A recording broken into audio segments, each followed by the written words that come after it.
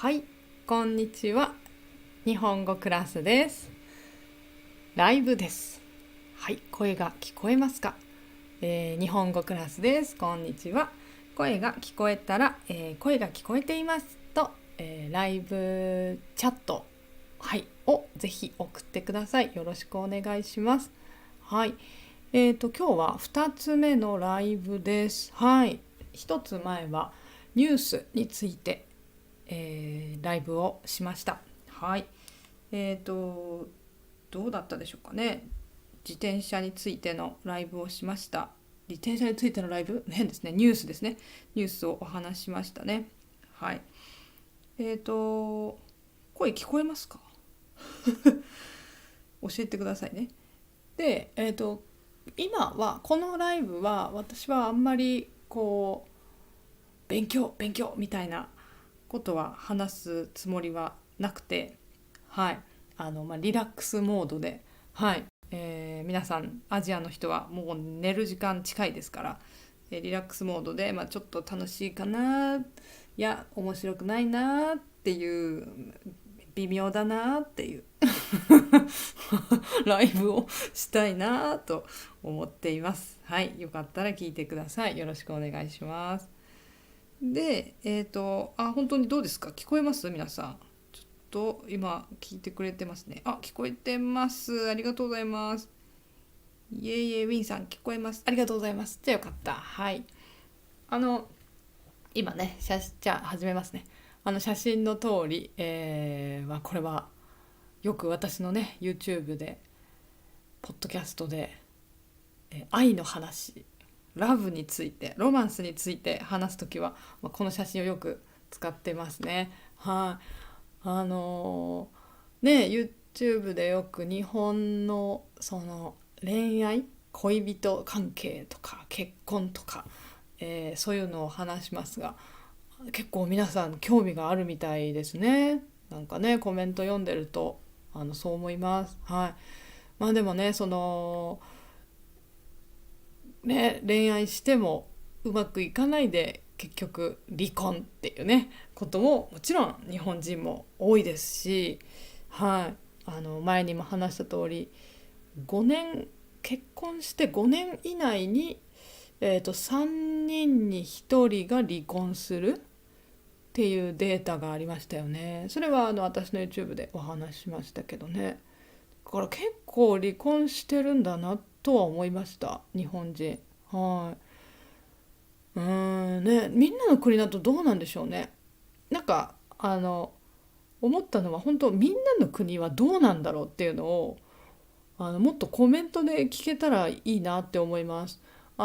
人によっては結構ね、自分の国ではこうですっていう、この問題は自分の国ではこういう問題があるんですよとかってメッセージで書いてくれる人がいて、やっぱりね勉強になりますね。あの本当に知らないから。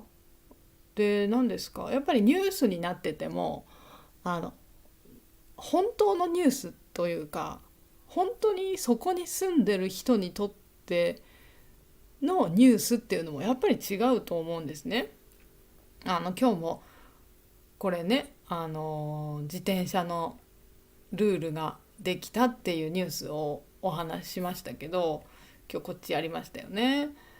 うーん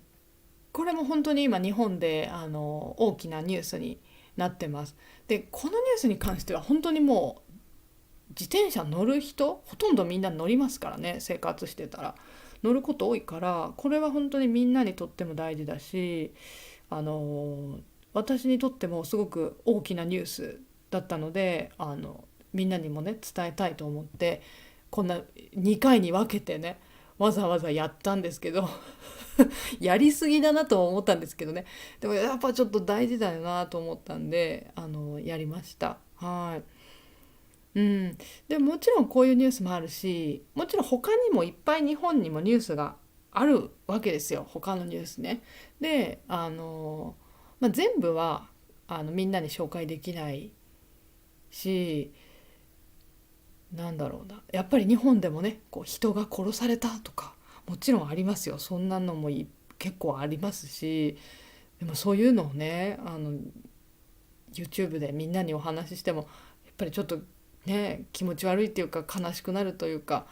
怖いって思うだけだから、あんまりそれは勉強にならないから選ばないんですけど、あの何ですかね、ちょっと思ったのはそのニュースっていうのは、私もみんなの国のニュース、トップニュースですね、一番大きなニュースっていうのは調べられるけど、生活してる人にとって実際このニュースはすごい国で大きい話なんだみたいなことってあると思うんですね。例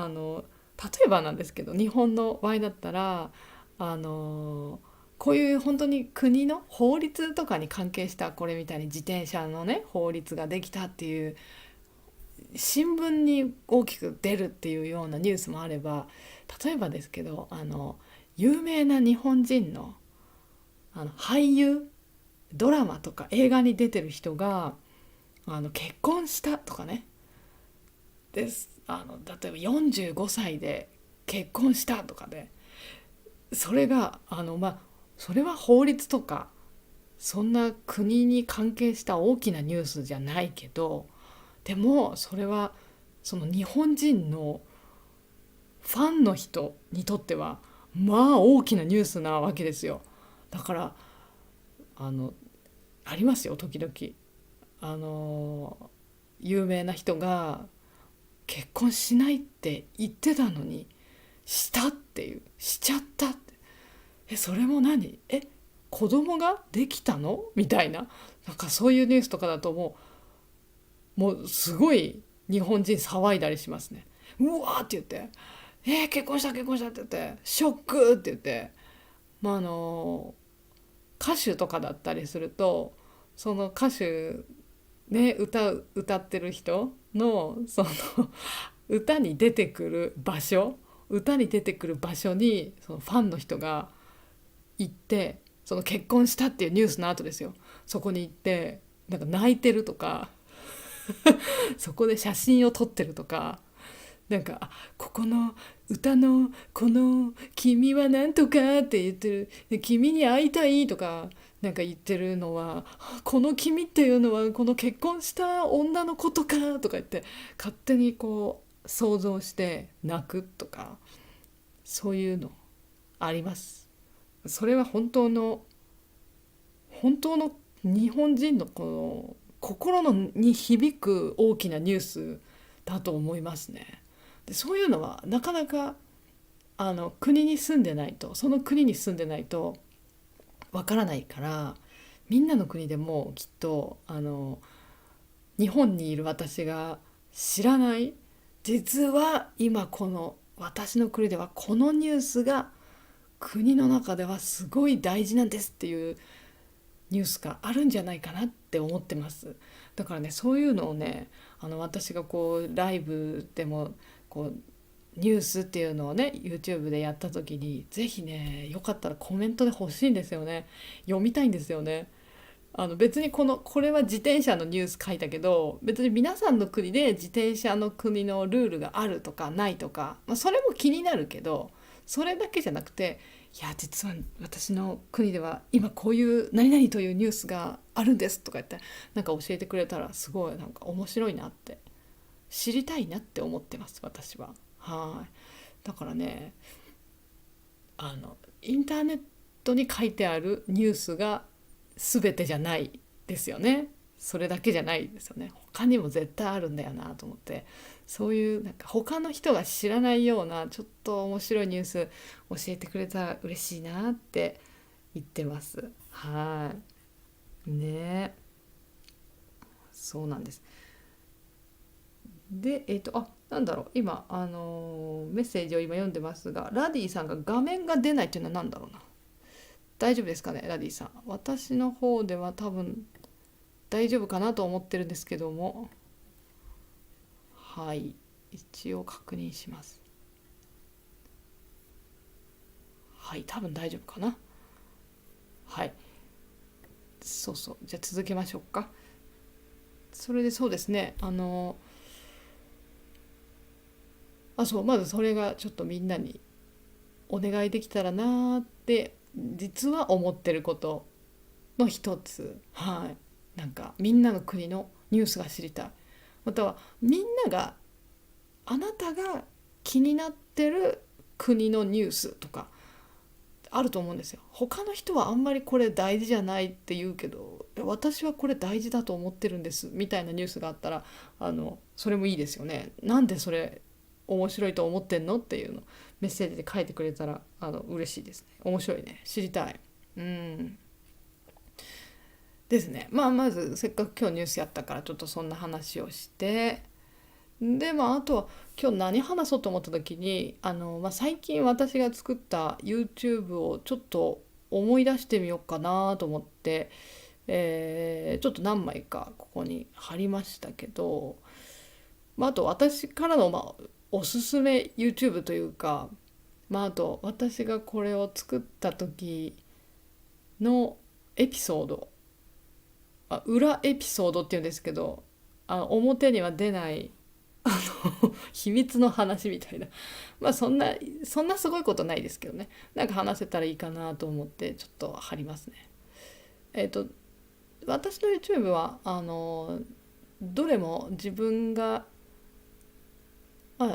やりたいなと思ったテーマで、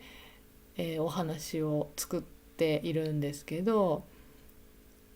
だから全部好きなんですけどね、どのテーマも好きなんですけど、最近だと、やっぱりヤクザかなっていう気はしてますね。日本のヤクザですよね。で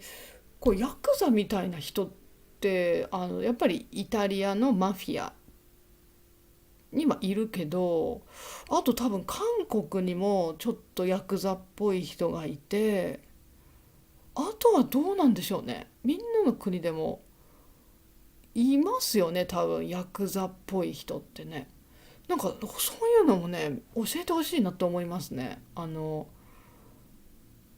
多分いるんだと思うんですけどね。ヤクザって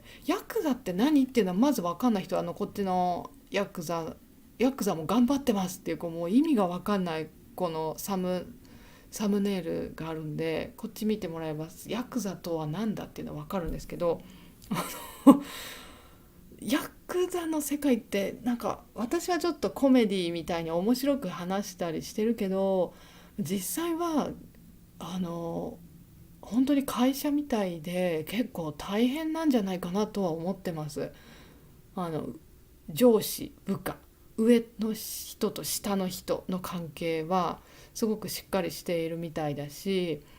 もちろんしっかり敬語で話さなければいけないのはもちろんだし、こう一緒に住んでいるヤクザの人たちが一緒に住んでると、先輩のご飯を後輩下の人が作らなければいけないとか、部屋の掃除しなきゃいけないとかね、そういうのもあるっていうのを私が調べたら分かったんですね。で知らなかったんですけど、そういうことがあるのかと思ったら、それって普通の会社に入るより大変なんじゃないかなってちょっと思いましたね。そのぐらいやっぱりすごい世界だなと思ってます。で多分映画とかがあるから、皆さんもねヤクザっていう言葉はね知ってる人が多いんだと思うんですね。特に昔はそういうヤクザ映画っていうのがたくさんあったので、それもすごくいいって言われてる作品がたくさんあったから、例えば北野武監督、武北野って言われてるんですね、多分ね。今もその人は生きてますけど、その人がヤクザに関係する映画を何個か作ってますよね。いくつかわかんないけど作ってて、すごくそれが評価されていっぱい賞をもらった時がありました。それで結構ヨーロッパでも有名になったはずですね。だから多分なんだろうな、なんていうか、ただ悪いことをしている人たちではなくて、ポリシーみたいな、なんかヤクザなりの考えを持ってる、こういう考えで僕たちはやってるんですみたいな、のが多分あるんでしょうね。でそれが映画でも表現されてて、それがこう世界の人に「いいね」って言われたんだと思います多分。だからね、やっぱりねちょっと独特な世界ですよね。で今も実際ヤクザは本当に日本にいるし、うーん合わないですけどもちろん、うーんねでちゃんとそのヤクザのグループっていうのがちゃんと警察の人たちもこのグループは何人いてリーダーは何ていう名前の人でとか、そういうのも全部警察は分かってるんですよ。でちゃんとそれね、皆さんもインターネットで調べればちゃんと名前が出てきます。書いてあります。不思議ですよね。なんかだからこうどこかに隠れていて、どこかで何か悪いことをしている、こっそりとっていうのじゃない、もうはっきりと私たちはここにいますってちゃんと住所も書いてあるんですよ。そのリーダーかな、リーダーの人がいるところかな多分。もう会社みたいなものだから、そういうのもちゃんと書いてあるし、やっぱ不思議だなって思います。でそれを警察はすぐに捕まえることもないし、やっぱりはっきり悪いことを具体的にやってないと警察も捕まえられないからだと思うんですけどね。なので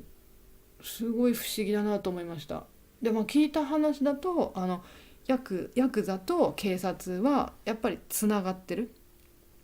ちょっと別の言い方するともう本当に友達、いい友達か分かんないけど一緒に遊ぶとかそういう友達じゃないけど、あの今このヤクザグループは何をやっているとか、そういうのをちゃんと警察が知ってる状態っていうのは聞きますね。だからね、なんか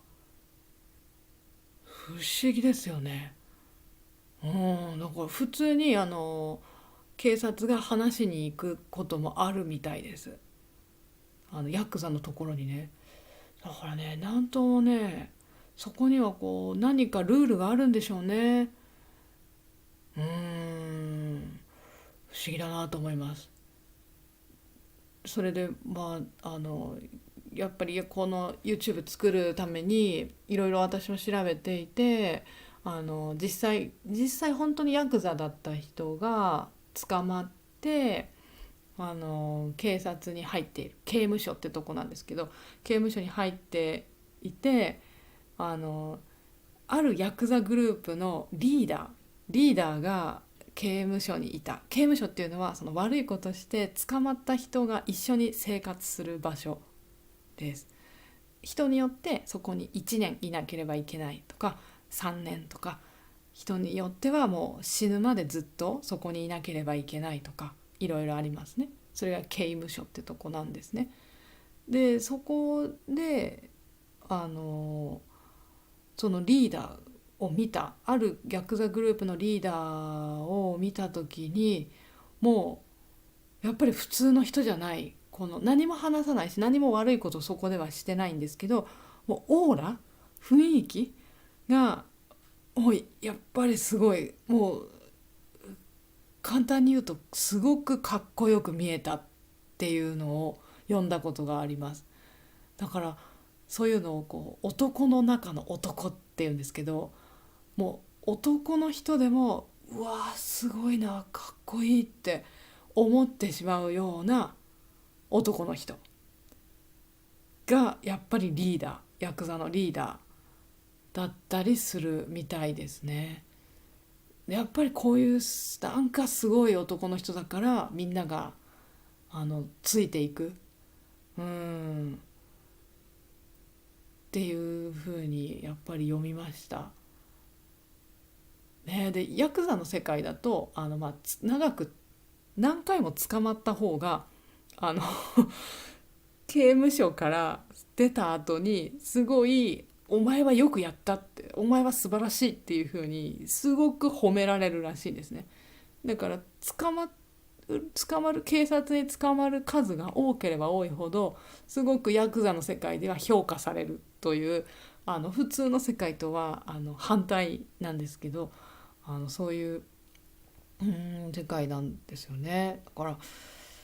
なんか面白いなーって思います。だから日本人の私でもわからないことが多いのに、やっぱりね、外国語として日本語を勉強してる皆さん、聞いてくださってる皆さんにとっては、まあ本当にもう謎の、もう不思議でならない、何か分かんない世界ですよね。ヤクザって言われてもね、ヤクザの世界、ね、本当不思議です。だからまた実はやりたいテーマがありますけどね、ヤクザでね、まだあるんですね。ヤクザの女の人っていうのがあるので、はい、ヤクザは男だけではないっていうね、あのちょっとびっくりする話があります。はい、女の人でね。だからちょっとそれいつかやれたらなと思って今準備中です。はい。でまあヤクザはいいとして、あとは私はこのおならの話もね、自分で作ってて楽しかったですね。おならね、おならわかりますね、このブッってやつ、ってやつってやつですってやつですね。このお尻から出るガスですね。おならと言いますね。はい。やっぱりおならっていうのは、これは困ったものですね。特にね、デートしてる時ね、好きな人と会っている時、それもまだあんまり相手のことよく知らない時、恥ずかしいですよね。だからこれについて考えるのはね、面白かったですね、私は。でみんなね、結構自分はどうでしたっていうのはあんまりメッセージ書いてくれなかったから、これね、今からでもいいですよ。皆さんのおならの経験っていうのあったら教えてほしいなって思いますね。おなら本当はこれもっといろいろやりたかったんですけどね、ちょっとやめました、抑えた。でもあとはライブでね、この前話したこと、タヌキについてですね。これこんな簡単な写真ですけどね、これはタヌキもキツネもですね、これ深いですよ。話は実際は深いんですね。でもライブの時はちょっと軽くしかまだ話してないです。で実は私はこのタヌキについてとってもあの新しい YouTube を考えています。はい、タヌキがデビューするのもそろそろです。はい、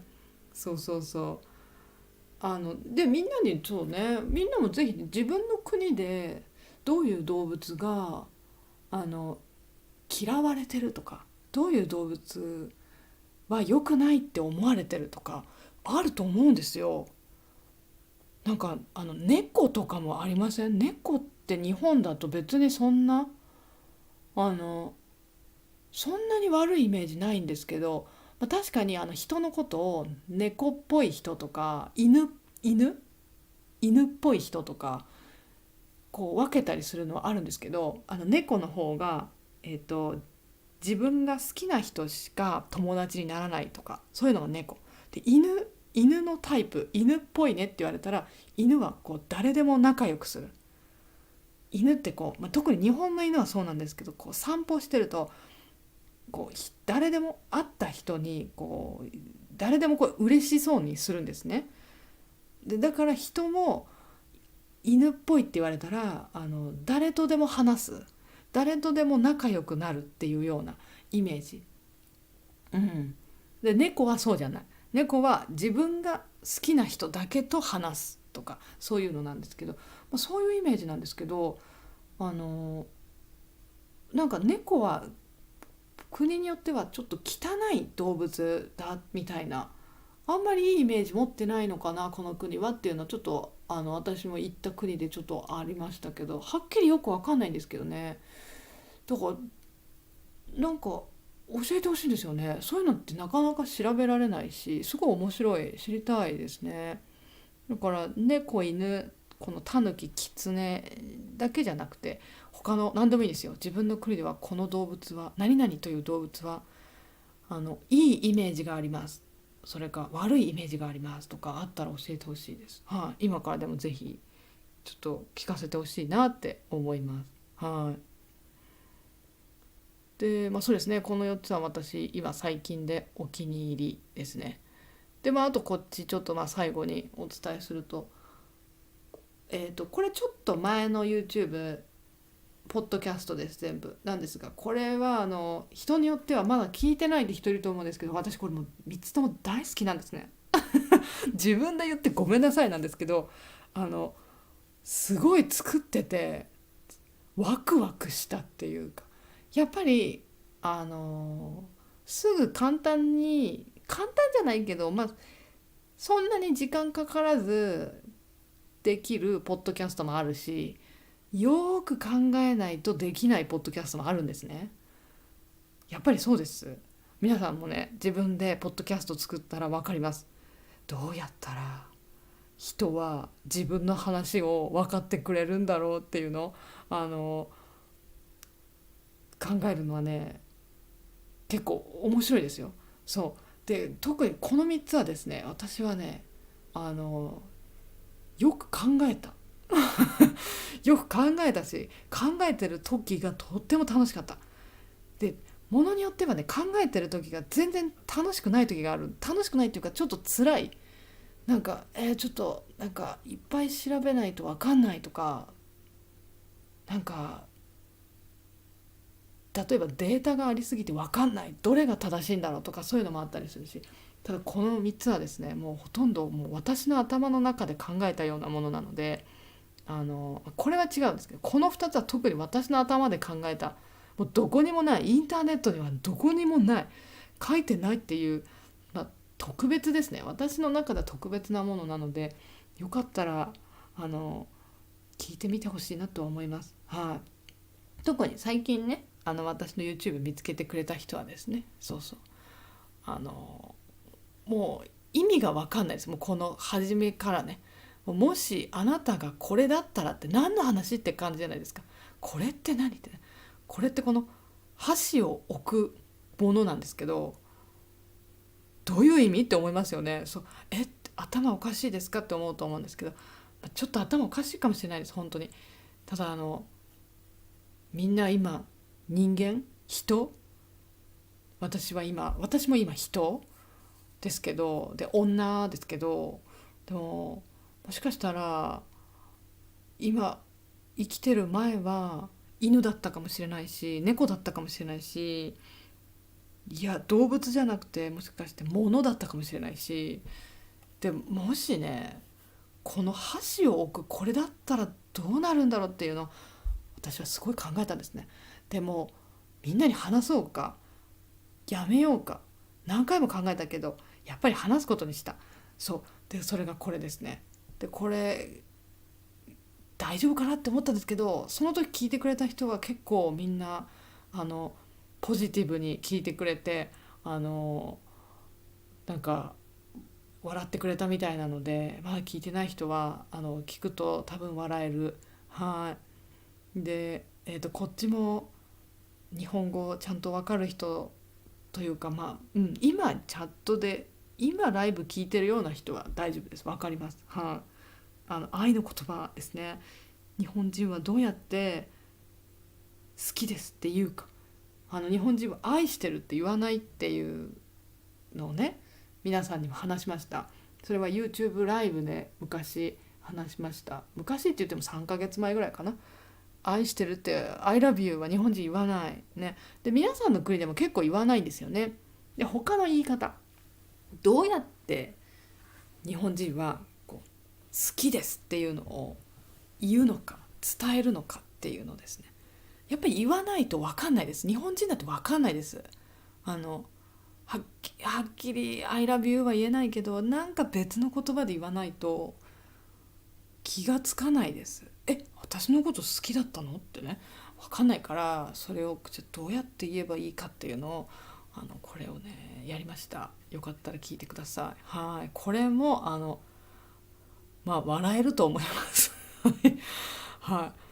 い。であと最後はもうこれもこれなんかサムネイル怖いんですかね。ちょっとみんなあんまりクリックしてないのが本当に残念なんですけど、私はこれ大好きですね。あの日本語わかるんだったら聞いた方がいいですね。自分で言うなよって思うと思うんですけど、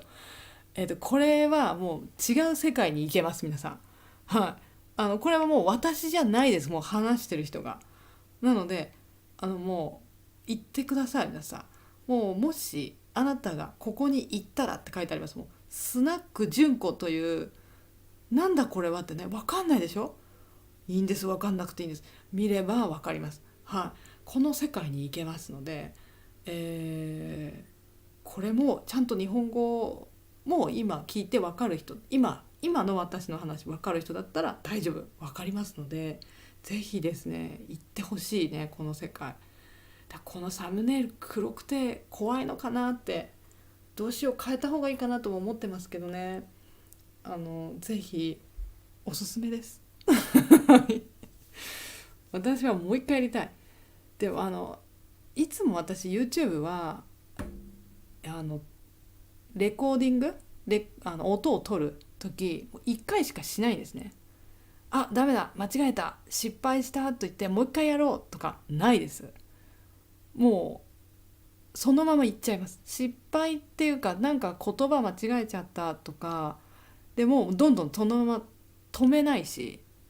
止めないでそのまま取るんですね。だけどこの純子のこのスナック純子というこれだけはですね、あの音を入れたんですね。音楽入れた。そしたら一回撮ったら、それも何も失敗というか止めないでもう一回で撮ったんですよ。ワンテイクってやつです。ワンテイクでやったら、でそれを YouTube にアップロードしたら YouTube がこの音楽はダメですってなっちゃって、あのコピーライトかな、これは使ってはいけない音楽ですっていう風になってしまって、でって言ってで撮り直したんです。もう一回やったんですね。でこの聞いてもらえば分かるんですけど、こんなねバカみたいな話を2回やったんです私。もう本当にもうショックだった。もう一回やんのこれと思って。だからもうこれはすごい思い出深いですね。はい、私の中で。だからみんなには聞かせられない1回目のこのスナック純子の話があるんですよ。はい。でメッセージくれた人にもね、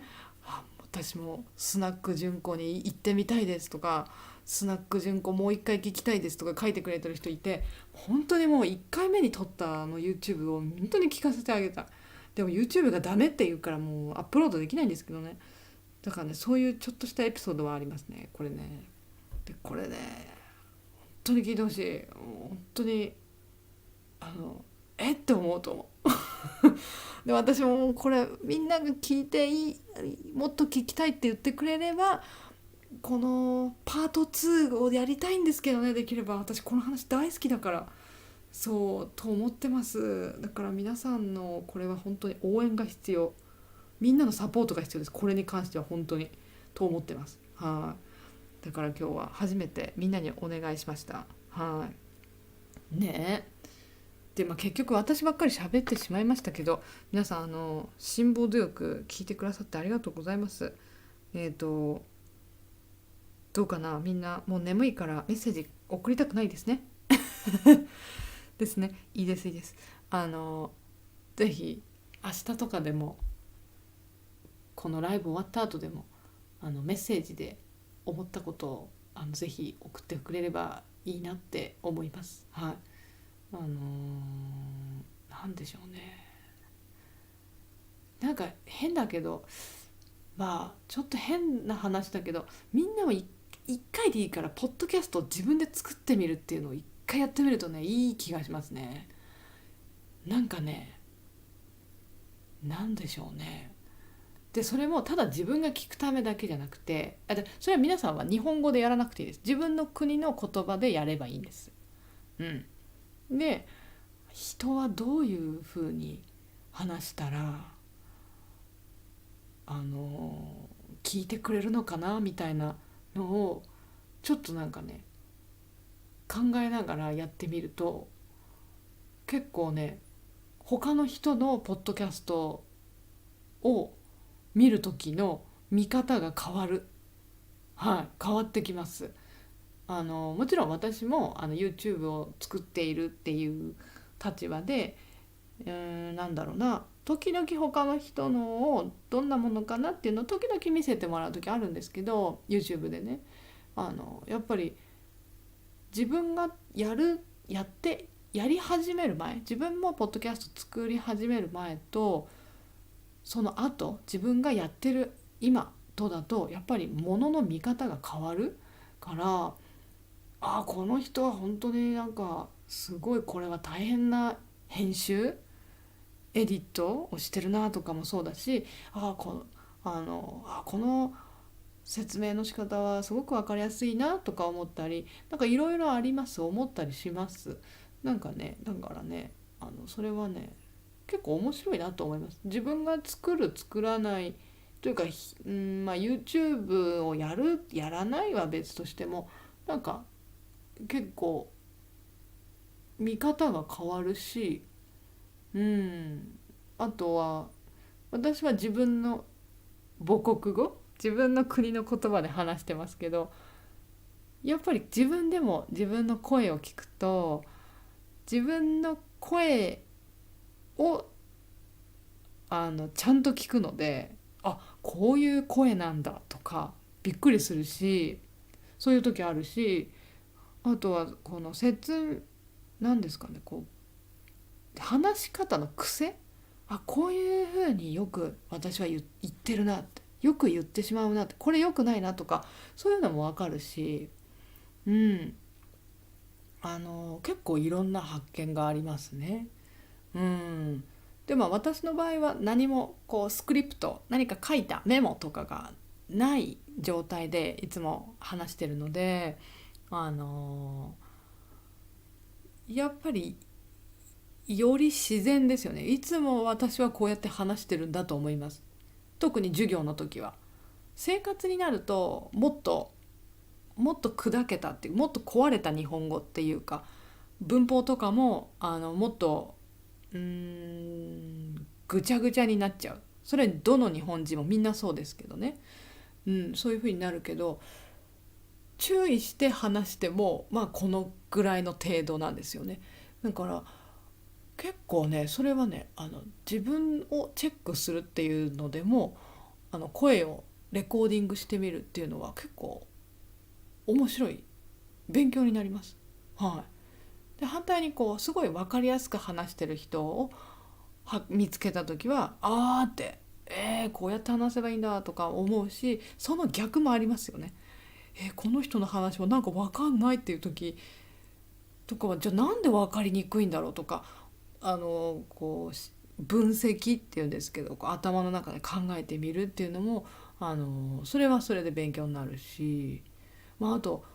YouTube 最近 AI でポッドキャストをやってるのが結構私見ますね。ありますね。突然出てきます。特に日本語を勉強するための YouTube で、もう日本人じゃないです。あれ話してるの AI です。 AI が綺麗な日本語で話してるんだけど、ちょっと聞いてるとここ AI 間違えてる、声のイントネーション、ここは高く話さなきゃいけない、低くなる、音の高さが違うっていう、言葉の高さが違うっていう時があって、これは外国の皆さんは分かるのかなって思ったりする時あります。そういう YouTube がすごく人気だったりもするので、多分分かんないのかなみんなと思って、だから AI の方が多分本当に滑らかな綺麗な日本語を話している場合は多いと思う。ただそれは実際はそういうふうには話さないっていうだけでね、だから面白いなと思います。ねえ、AI だったら今の私みたいにとかとかねえとかはプログラミングされてないので、なかなかそういう風な自然な意味のない言葉とかは言わないから AI だとね。例えばとかとかとかねとかね、これですね。実際会話では本当にすごく必要なんですけど、ね、だからまあ面白いなと。 AI は AI でまあいい時もあるし、ちょっと自然じゃない不自然な時もあるし、なんか面白いなと思います。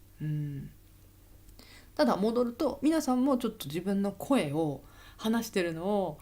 スマートフォンでも撮れますから、レコーディング簡単にできるからやってみると結構いいですよ。で日本語でやってみてもいいかも。でそれ撮っておいて、例えば1年後にもう一回聞いてみて、あれ日本語上手になったとか、そういうのも分かるし。で私とかだと逆に私の外国語、例えば英語とかドイツ語とかだったら、私今の方が下手になってるっていうのが自分で分かるからあの上手な時に音を取っておくっていうのは結構いいと思います。はい、おすすめ。私もやろうかな最近。はい、と思います。はいね。だからそんな感じで、はい、今日は適当にお話しさせていただきましたが、はい、まあ、皆さんよかったらこれ聞いてみてほしいです。はい、特にこれは別の世界に皆さんは行かれます。行ってらっしゃい。はい、ですね。でまあこっちもね、あとはまあニュースも勉強できたりするし、JLPT の読解の練習とかもね、最近やってます。はい。実はもう前に3年ぐらい前からはもう読解とかはもう YouTube に、私の YouTube の中に入ってますので、探したい人は読解のフォルダですね、チャンネルの中にそういう JLPT の読解とかそういうのあるので、そこを見てもらえれば JLPT どうすれば合格しやすくなるとか、そういうのももう前に説明してますので、よかったら見てみてください。であとビジネス日本語も同じあります。もう結構たくさんあります。はい、電話のかけ方とか、はい、そういうのもあるし、いろいろあるのでね、まあいろいろ面白いですよね。なんかいろんなことを勉強するのって別にテストを受けなくても楽しいですよね。と思います。はいね。でまああとは、JLPT のね読解の勉強、やっぱり困ってる人多いので、ビデオレッスンがありますので、はい、よかったら見てください。N1 と N2 ですね。でこれは私のオンラインレッスンの中で見られます。はい、でリンクはもうチャットの一番上にも書いてあるし、あとディスクリプションにもリンク書いてあるし、あとで、メッセージのとこにもリンクを書いておきます。はい、これ毎年見てテスト合格してる人はたくさんいますので、はい、もう早くテスト受かった方がいいです。もうじりじりゆっくりやってるよりね。100点取らなくても合格しますので、もちろん 100% できなくていいんです、試験は。でどうやってやるの、何ができればいいのとかね、そういうのちゃんと合格の方法っていうのね、このビデオレッスンで話したりしてます。はい、よかったらどうぞね。まあそうですね。だからこの「ね」とか「うん」とか、そっか AI は言わないですよね。うんだから AI ってすごいなと思います。はい頭いいですからね、AI はもちろんね。でありがとうございます。メッセージいろいろ送ってくださって。のるかぜさんが、私のボスのお母さんは今日日本へ、ちょっと字が見えない、日本へ行くのかな。そっかそっか、日本へ行くんだ。いいじゃないですか、日本近いですよ。日本に旅行にって書いたんだ。旅行に行きますね。私も行きたいです。いいじゃないですか。もうどんどん来てください。今もう日本によく来てますよ、外国の人旅行ね。ですので今日本暑くないし、いや暑いじゃない、とっても暑いわけじゃないし、ちょうどいい時なので、はい、旅行来るのにはもう本当にいいシーズンだと思います。はい、ぜひぜひ、はい、いつでも日本はいいと思います。日本って結構どのシーズンもいいですよね。ちょっと夏以外がいいかも。夏本当に最近暑いから、8月7月も暑いな。7月8月9月は結構暑いですけど、それ以外はどのシーズンも結構楽しいんじゃないかなと思います。食べ物もね美味しいですしね。そんなとこでした。皆さんすごく真剣にライブ聞いてくださっていますね。ありがとうございます。私がちょっと今日みんなにあんまり質問しなかったからメッセージがね止まってますけど、はいぜひぜひ後ででも明日でもいいです。なんだろうな、最初に言ったようなみんなの国で起きているニュースとかでそれもあんまり日本じゃ有名じゃないと思いますみたいな、そういうニュースとかあったらぜひ教えてほしいと思います。はい、私は普通に知りたいそう、みんなから教えてもらいたい、私も勉強したいみんなからと本当にいつも思ってます。はい、ですのでメッセージとかはぜひねもちろん先生ありがとうございましたとかすごい皆さん書いてくれるのはすごい嬉しいけど、なんかプラスアルファなんかもうちょっと情報をもらえると私もより読んでて楽しいなって思います。よかったら日本語を書く練習だと思って皆さん書いてほしいなって思います。はい、そんな感じです。はい、じゃあ今日はもうこのぐらいにしようと思います。皆さん明日ね、またアジアの人は、お仕事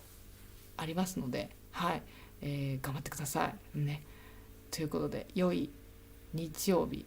そうか、良い日曜日と言いながら、そうか、このプライベートレッスンありますって話してなかった。プライベートレッスンやってます。はい、いろいろやってます。レベル何でも OK で何でも教えますね。あらら、ビジネス日本語もあります。会話練習もあります。そっか、これか。はい、私のオンラインレッスン見てくださいという話でした。失礼しました。はい、そう、なのでぜひぜひ皆さん、またお話ししましょう。でズームレッスンとか来てくれると本当一緒にいろいろ勉強できますので、楽しいです。はい、ぜひどうぞ来てくださいね。はい、じゃあ今日は終わります。またお話しします。今日はありがとうございました。